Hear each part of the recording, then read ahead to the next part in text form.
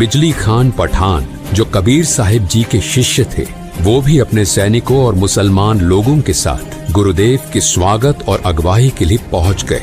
उन्होंने गुरुदेव को दंडवत प्रणाम किया। कबीर परमेश्वर जी ने उन्हें मगहर में शरीर त्यागने से पूर्व स्वच्छ जल से स्नान करने की व्यवस्था करने को कहा। गुरुदेव की आज्ञा पाकर बिजली खान पठान ने तत्काल ही राजमहल से स्वच्छ जल लाने की व्यवस्था शुरू कर दी। इस पर कबीर परमेश्वर जी ने बिजली खान पठान को कहा, राजमहल से जल लाने की कोई आवश्यकता नहीं, मैं नदी में बहते जल में स्नान करूंगा। बिजली खान पठान ने अपने गुरुदेव कबीर परमात्मा जी से प्रार्थना की, हे गुरुदेव, यहाँ पास में ही एक आमी नदी है जो भगवान शिव के श्राप के कारण बहुत समय से जल विहीन है। राजा की बात सुनकर कबीर परमात्मा जी मुस्कुराए और कहा, राजन, चिंता ना करो, मुझे उस नदी के पास ले चलो। नदी के पास पहुंचने पर कबीर परमात्मा जी ने नदी की ओर हाथ बढ़ाया, मानो उसे चलने का आदेश दे रहे हो।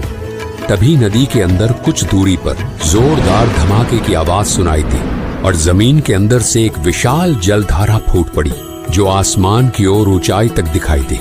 देखते ही देखते वो सूखी आमी नदी जल से भर गई और उसमें से जल बहने लगा। ये चमत्कारी दृश्य देखकर वहां के सभी लोग आश्चर्यचकित रह गए और जोर जोर से कबीर परमात्मा की जय हो का जयकारा लगाने लगे। कबीर परमात्मा जी ने शिव जी के श्राप से ग्रस्त उस सूखी नदी को जल से ओत प्रोत कर दिया और अपनी दिव्यता का प्रमाण दिया। इसके बाद कबीर साहिब जी ने उसी पवित्र नदी में स्नान किया। ये चमत्कार परमात्मा कबीर साहिब जी की शक्ति का एक छोटा सा नमूना था।